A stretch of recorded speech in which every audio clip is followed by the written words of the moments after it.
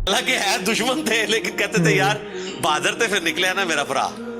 ये सारा कुछ ना उमर सीरीज के अंदर उन्होंने फिल्माया हुआ है, इसलिए कि वो कब्रिस्तान था ग़ज़वे ओहद के मैदान में, जहां पर एक वाज़े फतह माले गनीमत समेटने की वजह से शिकस्त में बदल गई थी, हालांकि रसूलुल्लाह मौजूद थे। और मोहब्बत की हुंदी चले जी नू जी हुंदी।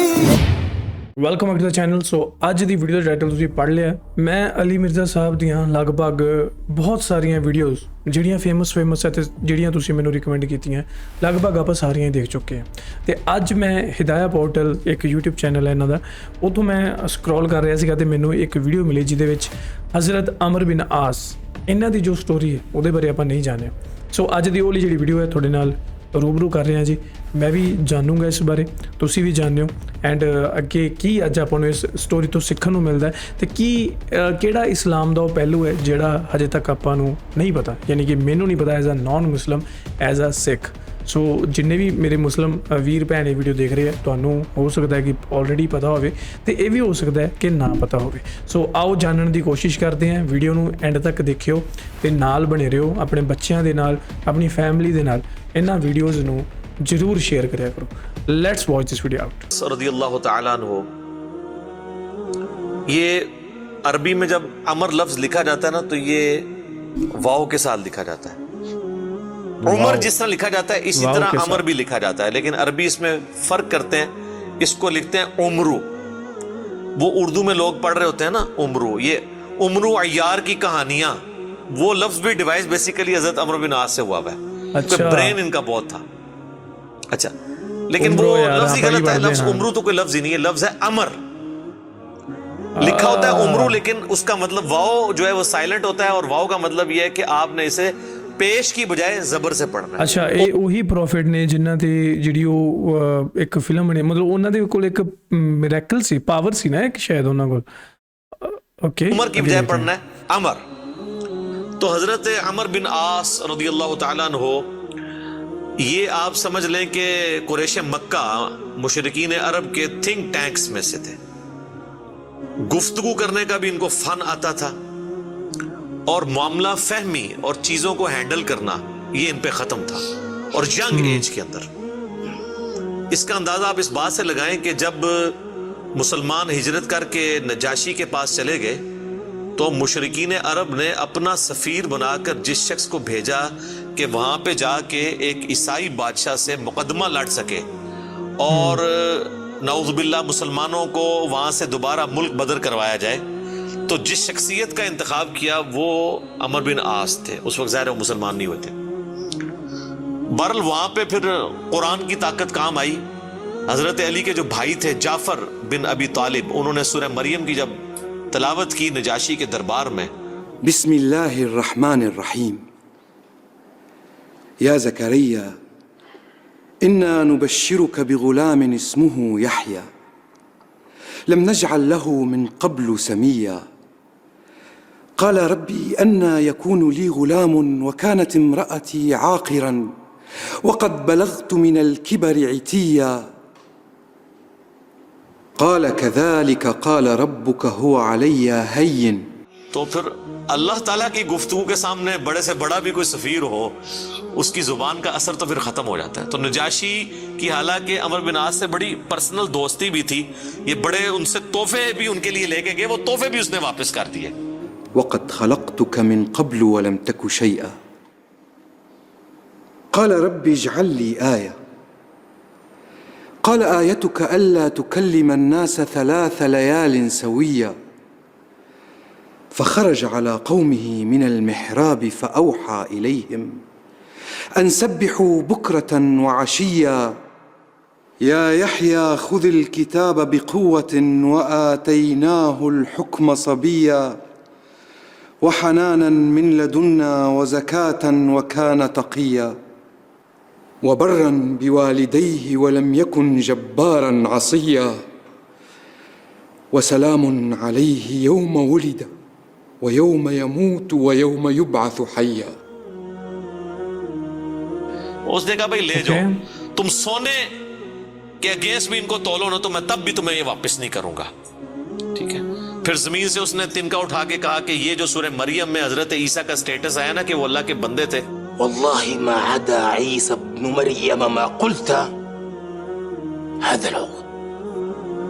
اللہ کی قسم عیسیٰ ابن مریم ایک تنکے کے برابر بھی اس سے زیادہ ان کا مرتبہ نہیں تھا جتنا تم نے بیان کیا ہے. یعنی اس میں ہم غلو نہیں کر سکتے کہ انہیں ڈیوینٹی میں کلیم کر دیں. یہ سمجھدار لوگ تھے، یہ وہاں سے مایوس ہوئے. اسی دوران صلح حدیبیہ بھی ہو چکی تھی، مسلمانوں کی پاور تسلیم ہو چکی تھی. تو حضرت خالد ابن ولید اور عمر بن عاص یہ دونوں بڑے جگری یار تھے. ایک بڑا بہترین پلانر تھا اور دوسرا بہت بڑا جنگجو تھا. تو صلح حدیبیہ کے بعد نا ان لوگوں کو اندازہ ہو گیا کہ اب اسلام کا گراف اوپر ہی جا رہا ہے. شرح صدر بھی ہو گیا.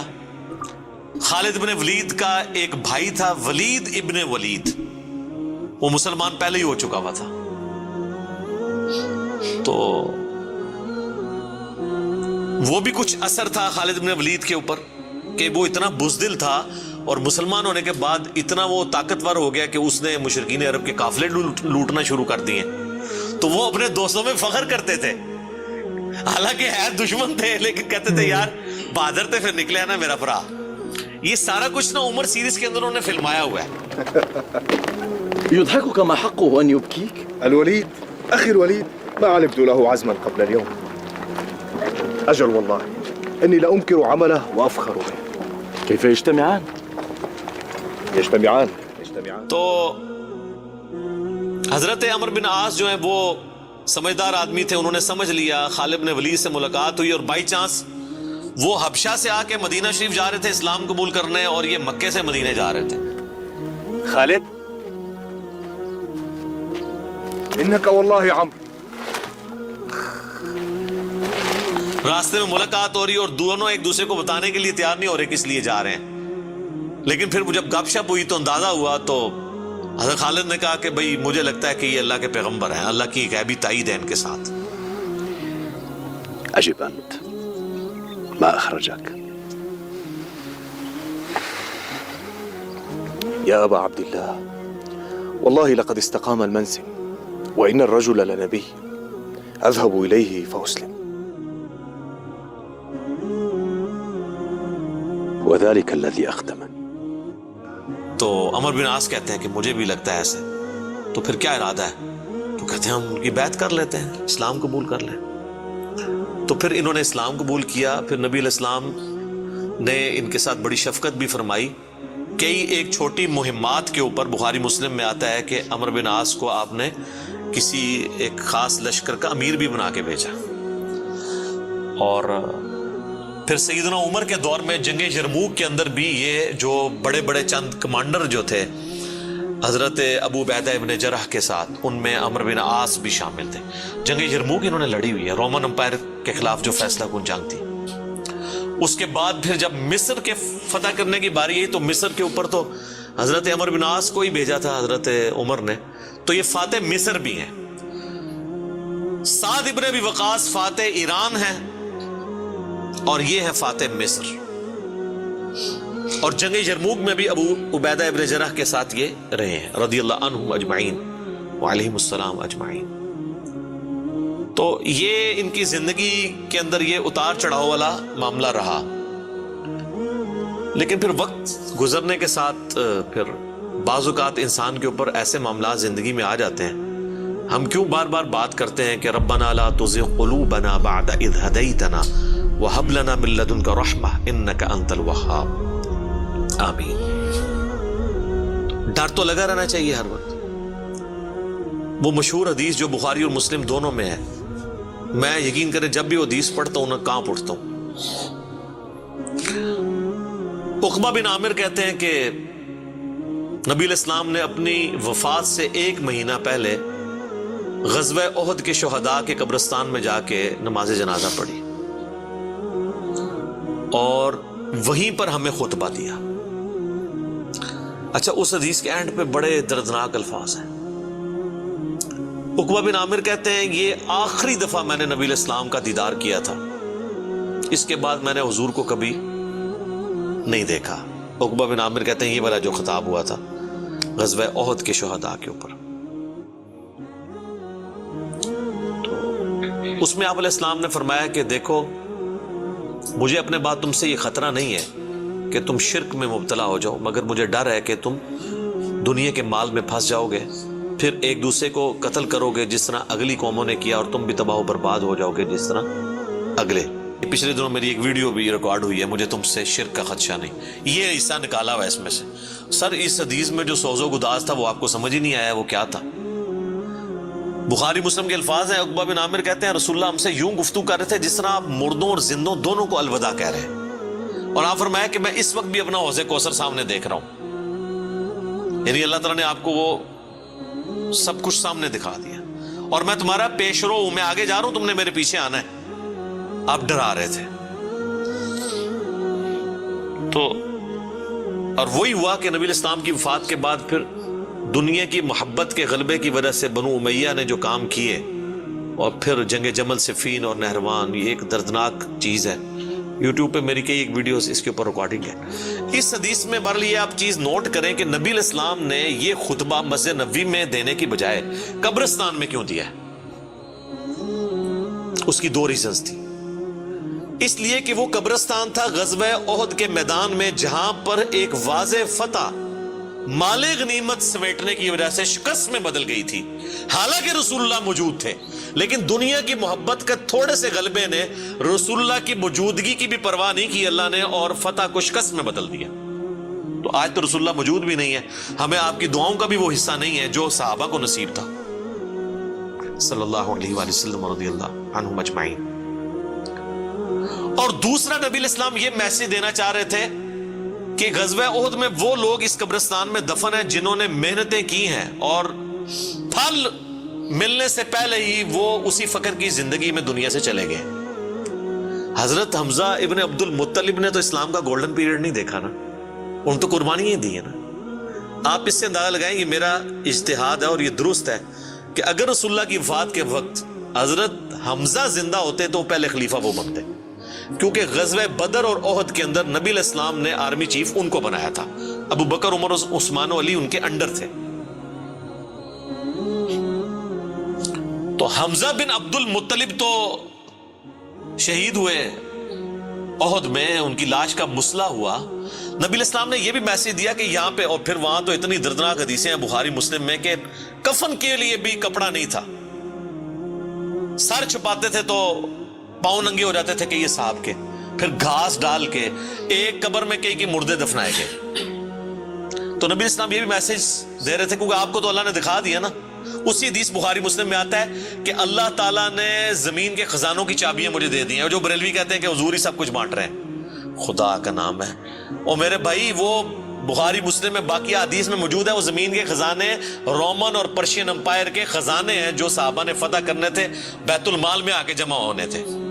یہ تھا اس سے مراد کہ مجھے اللہ تعالیٰ نے عطا فرمائی ہے، مجھے اللہ تعالیٰ نے دکھا دیا ہے کہ میری امت کہاں تک پہنچے گی۔ وہ کئی ایک حدیث ہے، آپ کو مشکات کی نا 30 جلد میں نبی علیہ السلام کے فضائل کے چیپٹر میں وہ مل جائے گی۔ کئی لوگ ہمیں ای میل بھی کر رہے ہوتے ہیں یہ حضور کو جو چابیاں دی گئی ہیں تو پھر اب جس کے پاس چابی ہے اس سے ہی مانگنا چاہیے، وہ یہ تھا، ٹھیک ہے، کہ وہ رومن اور پرشین امپائر کے خزانے مسلمانوں کو ملے۔ تو بہرحال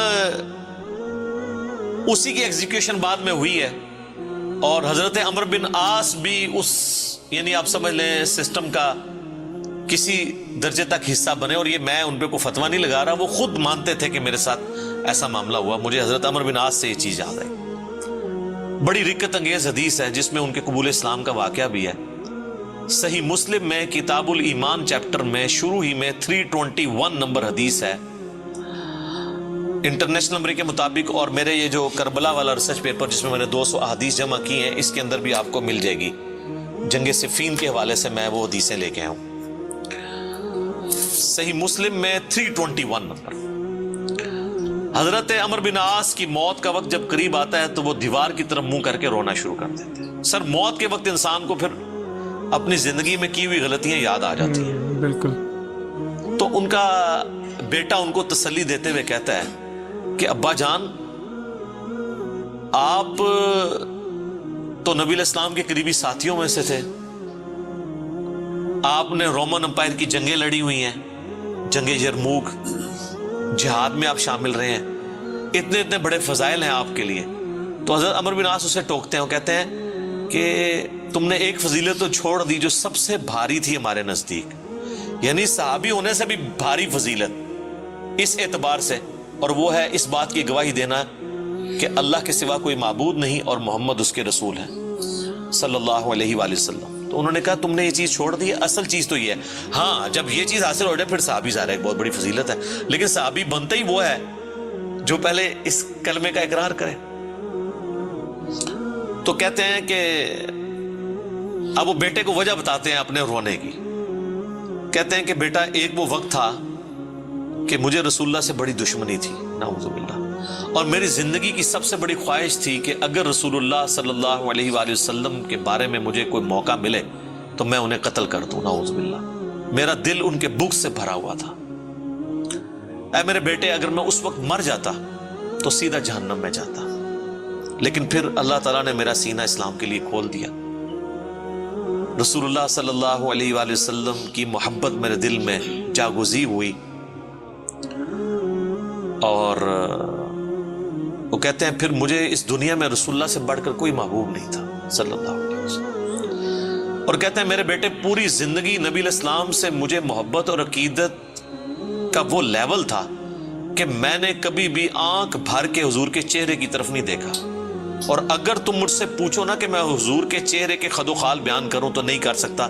میں نے زندگی میں حضور کی ادب کی وجہ سے کبھی آپ کے چہرے کو نگاہ بھر کے بھی نہیں دیکھا۔ اوئے ہائے ہائے۔ اور کہتے ہیں میرے بیٹے میں اس وقت مر جاتا تو سیدھا جنت میں جاتا جب میں نے اسلام قبول کر لیا۔ اور پھر وہ ساتھ بتاتے ہیں، کہتے ہیں میں جب اسلام قبول کرنے کے لیے گیا تو نبی علیہ السلام نے اپنا دایاں ہاتھ آگے بڑھایا تو میں نے بھی آگے بڑھا کے پیچھے کھینچ لیا، اور میں نے کہا یا رسول اللہ پہلے مجھے گارنٹی دیں کہ میرے پچھلے سارے گناہ معاف ہوں جو میں نے اسلام کے خلاف کیے ہیں۔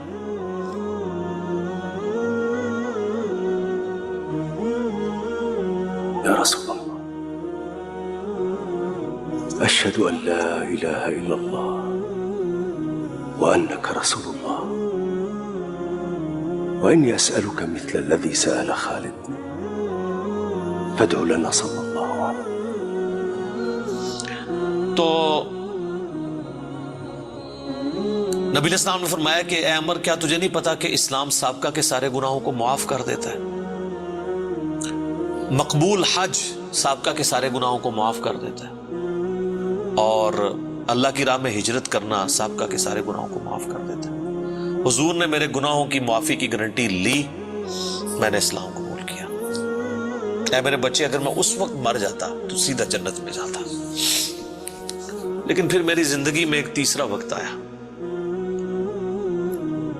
پھر مجھ سے وہ کچھ ہوا جو نہیں ہونا چاہیے تھا۔ یہ حدیث مسند احمد کے اندر بھی موجود ہے، صرف صحیح مسلم میں نہیں ہے، اس میں تو خیر اور بہت سارے الفاظ ہیں، وہ میں بعد میں وہ طریق بیان کرتا ہوں۔ کہتے ہیں بہرحال پھر مجھ سے جو کچھ ہوا، اب میں اللہ سے امید کرتا ہوں کہ اللہ تعالیٰ مجھے معاف کرے گا، آمین۔ جب میں مر جاؤں تو میری قبر کے ساتھ، میری لاش کے ساتھ، میت کے ساتھ کوئی آگ نہیں ساتھ لے کر جانی، اور نہ کوئی نوحہ کرنے والی عورت ساتھ لے کے جانی ہے، اور مجھے دفنانے کے بعد میری قبر کے اوپر پانی چھڑک دینا، جس طرح نبی علیہ السلام کی سنت ہے کہ آپ دفنانے کے بعد پانی چھڑکتے تھے، اور اس کے بعد میری قبر پہ اتنی دیر موجود رہنا جتنی دیر ایک اونٹ کو نہر کر کے اس کا گوشت تقسیم کیا جاتا ہے، یعنی کم از کم 2 گھنٹے تک، تاکہ میں اپنی قبر سے مانوس ہوں اور دیکھو میں اللہ کے بھیجے ہوئے فرشتوں کو پھر کیا جواب دیتا ہوں۔ یعنی اس سے حضرت عمر بن عاص نے یہ بھی عقیدہ دیا کہ اسی زمینی قبر کے اندر حساب و کتاب ہوتا ہے، لیکن اس کو کوئی دیکھ نہیں سکتا، یعنی اگر ایگزیکٹ آپ کیمرہ فٹ کر دیں تو یہ جو کیپٹن عثمانی برزخی گروپ جو لوگ کہتے ہیں نا وہ کہیں اور قبر ہوتی ہے، تو حضرت عمر بن عاص کا یہ عقیدہ نہیں تھا۔ یہ حدیث ان کے گلے کا کانٹا ہے، جب وہ ہم پیش کرتے ہیں وہ کہتے ہیں عمر بن عاص کا تو ذہنی توازن آخری وقت میں بگڑا ہوا تھا، وہ تو بہکی بہکی باتیں کر رہے تھے، کیونکہ ان کے لیے تو وہ جو بھی باتیں حضرت علی کی فیور میں جائیں وہ بہکی بہکی ان کو لگتی ہیں نا۔ میں کہتا ہوں ان کا دماغ جتنا موت کے وقت کام کیا ہے نا پہلے نہیں کیا تھا، کیونکہ وہ تو اس وقت ہی ان کو احساس ہوا ہے. اس طرح کو پوری اپنی لائف سٹوری سناتا ہے جس کا دماغ چلا ہوا ہو, کدھر سے شروع ہے اور کدھر تک پہنچا ہے. اچھا, یہ حدیث مسند احمد میں بھی آتی ہے. اس میں جو ہے نا الفاظ ہیں کہ وہ گھبراہٹ کی وجہ سے نا دیوار کی طرف منہ کر کے روتے ہیں. تو ان کا بیٹا جب پوچھتا ہے کہ کیا آپ موت کے خوف کی وجہ سے رو رہے ہیں, وہ کہتے ہیں میں موت کی وجہ سے نہیں رو رہا, میں رو رہا ہوں اس بات کو کہ مرنے کے بعد میرے ساتھ کیا بنے گا, موت کے بعد آنے والے حالات کے بارے میں. یہی تو سر ہم آپ کو کہہ رہے ہیں کہ مرنے سے پہلے اے مسلمان کر لے اس پہ غور, کتابوں کا خدا اور ہے, بابوں کا خدا اور. اچھا, ایک اور طریقہ ہے مسند امام احمد میں اس کے ساتھ ہی کہ موت کے وقت جب انہیں گھبراہٹ ہوتی ہے نا تو وہ دیوار کی طرف منہ کر کے زاروں قطار روتے ہیں. تو ان کا بیٹا کہتا ہے کہ ابا جی آپ رو رہے ہیں, آپ کو تو نبی علیہ السلام اتنی محبت کرتے تھے, آپ کو ذمہ داریاں دیتے تھے, آپ نے جنگیں لڑی, آپ نے رومن امپائر کے خلاف جنگ یرموک لڑی, تو حضور کو تو آپ کو بڑی اہمیت دیا کرتے تھے. سر اس پہ آپ ذرا جواب سنیں عمر بن عاص کا. وہ کہتے ہیں اللہ کی قسم مجھے پوری زندگی یہ بات معلوم نہیں ہو سکی کہ حضور مجھ سے واقعی محبت کرتے تھے یا صرف تالیف قلب کے لیے, میرا دل رکھنے کے لیے مجھے کبھی کو پوسٹ دے دیا کرتے تھے. لیکن دو بندے ایسے ہیں جن کے بارے میں دل سے گواہی دیتا ہوں کہ رسول اللہ اپنی وفات تک ان سے محبت کرتے تھے. ایک ابن سمیہ عمار ابن یاسر اور دوسرا ابن ام عبد عبداللہ ابن مسعود. اب عمار بن یاسر ان کو کیسے بھول سکتا تھا, عمار کو تو مارا ہوا تھا انہوں نے صفین کے اندر. تو وہ کہہ رہے ہیں کہ حضور مجھ سے محبت کرتے تھے نا, تو مجھے نہیں لگتا کہ وہ اندر سے کرتے تھے یا میرا دل رکھنے کے لیے. بعض اوقات بندہ کسی کو ابلائش بھی کر دیتا ہے نا تعریف قلب کے لیے, لیکن دو بندے ایسے تھے میں کہتا ہوں کہ حضور واقعی ان سے محبت کرتے تھے, ابن سمیہ اور ابن ام عبد. پھر عبداللہ بن مسعود کے بارے میں اور عمار بن یاسر کے بارے میں جب انہوں نے یہ بات کی نا تو ان کا بیٹا کہتا ہے کہ پھر انہوں نے دیوار کی طرف منہ کر لیا اور زاروں کے تار رونا شروع کر دیا.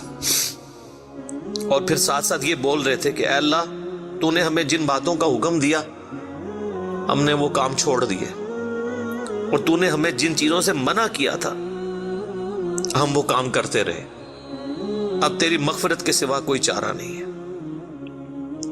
اور پھر ان کا بیٹا کہتا ہے کہ بس یہی جملے وہ پڑھتے رہے کہ ان کی روح پرواز کر گئی. آخری ان کا کلام یہی تھا کہ اللہ جو جن کاموں سے تو نے روکا وہ ہم کرتے رہے, اور جن چیزوں کا تو نے حکم دیا ہم اس کی مخالفت کرتے رہے, تیری مغفرت کے سوا کوئی چارہ نہیں ہے. تو اسی حدیث میں الفاظ ہیں کہ وہ جو میں نے بتایا مسند احمد والی جو حدیث ہے کہ میری زندگی میں جو 3 پیریڈ آئے اس میں انہوں نے پھر تیسرا کہا کہ پھر میں حکومتی معاملات میں بادشاہت کے معاملات میں پڑ گیا. صحیح مسلم میں تو ایمبیگوس الفاظ سے, مسند احمد والے طریق میں ہے کہ میں بادشاہت سے جا ملا, یعنی وہ ملوکیت والا وہ جو معاملہ تھا وہ اسی کو ہی رو رہے تھے. مسند امام احمد میں ایک حدیث ہے کہ جب عمار بن یاسر کی قتل کی خبر ملی جنگ صفین میں تو ایک شخص آ کے عمر بن عاص کو بتاتا ہے کہ عمار قتل ہو گئے ہیں. تو حضرت عمر بن عاص بلند آواز سے پڑھتے ہیں انا للہ و انا الیہ راجعون, اور وہ بھاگتے ہوئے حضرت معاویہ کے پاس جاتے ہیں اور کہتے ہیں کہ معاویہ تو عمار کو ہماری فوج نے قتل کر دیا, عمار قتل ہو گئے, اور میں نے رسول اللہ سے سنا تھا کہ عمار کو ایک باغی جماعت قتل کرے گی. تو حضرت معاویہ بجائے یہ کہ رجوع کرنے کے عمر بن عاص کو کہتے ہیں کہ تو اونٹ کی طرح اپنے پیشاب میں پھسلتا ہے, یعنی تجھے خود یہ اس حدیث کا پتہ ہے اور تو خامخواہ اس کا چرچا کر کے لوگوں کو بتانا چاہ رہا ہے کہ علی حق پہ ہے اور ہم نہ حق ہیں. تو ہم نے اس کو مارا ہے, اس کو تو علی نے مارا ہے, نہ علی لاتا اس کو اور نہ وہ جنگ کے اندر قتل ہوتا ہے, یہ تو علی نے لا کے ہمارے نیزوں کے آگے اسے پھینکا ہے. نعوذ باللہ, اتنی باطل تعویل کی. اور المستدرک الحاکم میں اور باقی کتابوں میں حدیث کی ملتا ہے کہ جب حضرت علی کو اس کی خبر ملی نا تو انہوں نے کہا کہ پھر معاویہ یہ کہنا چاہتا ہے کہ حمزہ کا قاتل رسول اللہ تھے, کہ نہ وہ جنگ احد میں ساتھ لے کے آتے نہ حمزہ قتل ہوتا. تو جو شخص جس کی فیور میں قتل ہو رہا ہوتا ہے وہ تو اس کا قاتل نہیں ہوتا, مخالف ہی قاتل ہوتا ہے.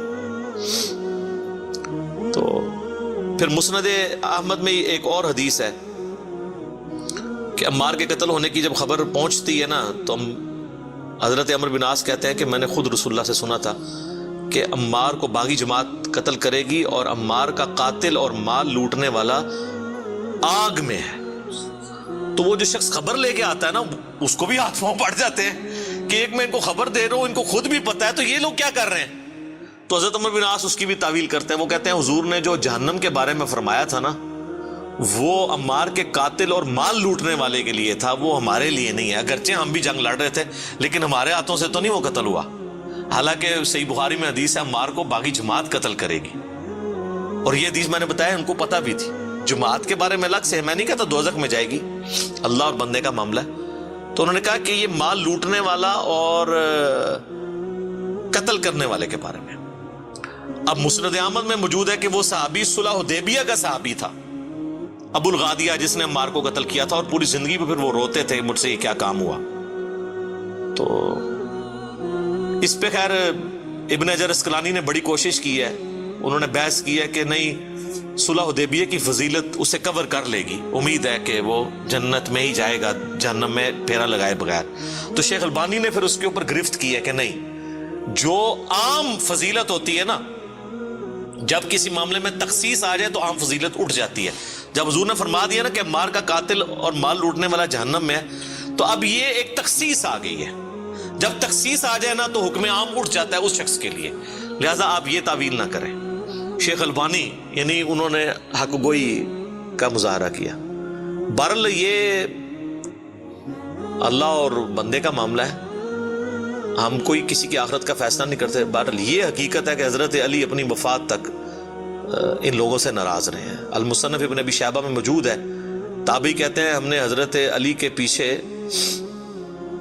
نماز میں قنوت نازلہ پڑھی ہے. حضرت علی قنوت نازلہ میں پڑھتے تھے اللہم علیک بمعاویہ و اشیائہ و عمر ابن عاص و اشیائہ و ابا سلمی و اشیائہ. اس میں عمر بن عاص کا بھی نام ہے.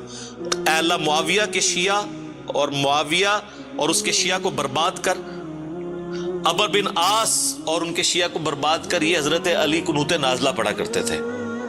اچھا انہوں نے اردو میں ترجمہ کیا ہے اے اللہ معاویہ اور اس کے شیعہ کو سنبھال لے. اب کیسا لفظ لفظ آتا ہے نبٹ لے, وہ آپ وہ کہیں گے سنبھال مطلب ہے کہ انہوں نے سام, تو وہ تعویل کریں گے.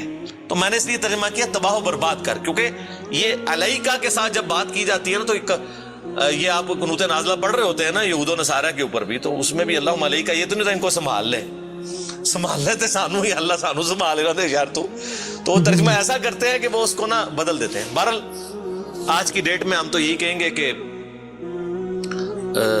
حضرت عمر بن عاص رضی اللہ تعالیٰ عنہ کا موت کے وقت رونا اور اللہ کی طرف رجوع لانا, اللہ تعالیٰ ان کی غلطیوں کا کفارہ اس کو بنائے.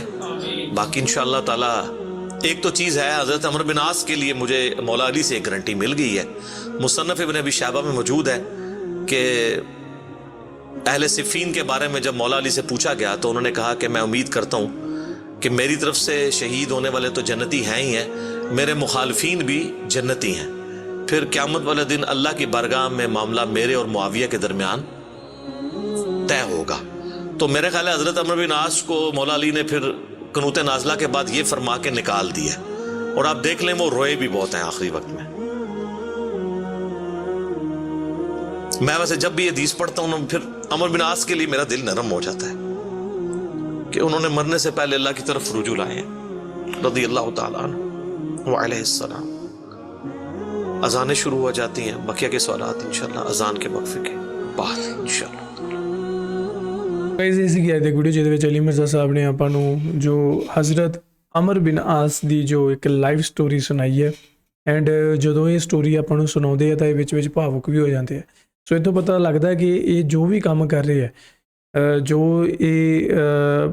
ਜੋ ਆਪਣੇ ਬਿਆਨ ਦਿੰਦੇ ਆ ਪੂਰੇ ਦਿਲੋਂ ਸਮਰਪਿਤ ਹੈ ਪੂਰੇ ਇਸ ਚੀਜ਼ ਨੂੰ ਲੈ ਕੇ. ਮਤਲਬ ਕੋਈ ਦਿਖਾਵਾ ਜਾਂ ਕੋਈ ਲਾਲਚ ਉਹ ਹੈ ਨਹੀਂ ਇਹਨਾਂ ਦੇ, ਹੈ ਨਾ. ਅਤੇ ਆਪਾਂ ਨੂੰ ਬਹੁਤ ਵਧੀਆ ਸ਼ਬਦਾਂ ਦੇ ਵਿੱਚ ਇਹ ਜਿਹੜਾ ਜੋ ਇਜ਼ਹਾਰ ਕਰਦੇ ਹਰ ਇੱਕ ਇਸ ਲਾਈਫ ਸਟੋਰੀ ਦਾ, ਜਾਂ ਜੋ ਵੀ ਆਪਾਂ ਨੂੰ ਇਸਲਾਮਿਕ ਜੋ ਹਿਸਟਰੀ ਹੈ ਜਾਂ ਇਸਲਾਮਿਕ ਜੋ ਕੁਰਾਨ ਦੀਆਂ ਆਇਤਾਂ ਦੀ ਜੋ ਡੈਫੀਨੇਸ਼ਨ ਹੈ, ਸਾਰਾ ਕੁਝ ਐਜ਼ ਅ ਨਾਨ ਮੁਸਲਿਮ ਮੈਂ ਇਹਨਾਂ ਨੂੰ ਜਦੋਂ ਸੁਣਦਾ ਤਾਂ ਮੈਂ ਕਿਤੇ ਵੀ ਬੋਰ ਨਹੀਂ ਹੁੰਦਾ। ਮੈਨੂੰ ਐਂ ਨਹੀਂ ਹੁੰਦਾ ਕਿ ਯਾਰ ਇਹ ਮਤਲਬ ਕੀ ਕਹਿਣ ਡੇ ਹੈ। ਸੋ ਇਹਨਾਂ ਦੀ ਜਿਹੜੀ ਭਾਸ਼ਾ ਹੈ ਉਹ ਬੜੀ ਸਰਲ ਤੇ ਸਾਦੀ ਹੈ, ਸਮਝ ਲੱਗਦੀ ਹੈ ਕਿ ਹਾਂ ਇਹ ਕੀ ਗੱਲ ਕਰ ਰਹੇ ਹੈ। ਹਾਲਾਂਕਿ ਵਿੱਚ ਉਰਦੂ ਦੇ ਕੁਝ ਔਖੇ ਸ਼ਬਦ ਹੁੰਦੇ ਆ ਜਿਹੜੇ ਮੈਨੂੰ ਨਹੀਂ ਸਮਝ ਲੱਗਦੇ, ਪਰ ਫਿਰ ਵੀ ਮੈਂ ਉਹਨਾਂ ਦੀ ਪੂਰੀ ਲਾਈਨ ਤੋਂ ਜਿਹੜਾ ਉਹਦਾ ਅੰਦਾਜ਼ਾ ਲਗਾ ਲੈਂਦਾ ਅਤੇ ਮੇਰੇ ਅੰਦਾਜ਼ੇ ਲਗਭਗ ਠੀਕ ਹੀ ਹੁੰਦੇ ਆ। ਕਈ ਵਾਰੀ ਹੁੰਦਾ ਕਿ ਮੈਨੂੰ ਨਹੀਂ ਸਮਝ ਲੱਗਦੀ, ਪਰ ਤੁਸੀਂ ਮੈਨੂੰ ਖੁਦ ਕਮੈਂਟ ਕਰਕੇ ਦੱਸ ਦਿੰਦੇ ਹੋ, ਮੈਂ ਪੁੱਛ ਵੀ ਲੈਂਦਾ। ਸੋ ਕਾਫੀ ਅੱਛੀ ਵੀਡੀਓ ਸੀ, ਕਾਫੀ ਕੁਝ ਜਾਣਨ ਦਾ ਮੌਕਾ ਮਿਲਿਆ ਮੈਨੂੰ ਅੱਜ ਦੀ ਇਸ ਵੀਡੀਓ ਦੇ ਜ਼ਰੀਏ। ਉਮੀਦ ਕਰਦਾ ਕਿ ਤੁਹਾਨੂੰ ਵੀ ਇਹ ਵੀਡੀਓ ਚੰਗੀ ਲੱਗੀ ਹੋਣੀ ਹੈ।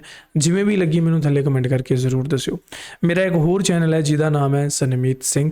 ਇੱਥੇ ਮੈਂ ਕੋਸ਼ਿਸ਼ ਕਰਦਾ ਤੁਹਾਨੂੰ ਸਾਰਿਆਂ ਨੂੰ ਸਿੱਖ ਧਰਮ ਦੀ ਜਾਣਕਾਰੀ ਦੇਣ ਦੇ ਲਈ। ਸੋ ਜੇ ਤੁਹਾਡੇ ਕੋਲ ਟਾਈਮ ਹੈ ਤਾਂ ਪਲੀਜ਼ ਤੁਸੀਂ ਜਾ ਕੇ ਇਸ ਚੈਨਲ ਨੂੰ ਵੀ ਚੈੱਕ ਜ਼ਰੂਰ ਕਰ ਲਿਓ।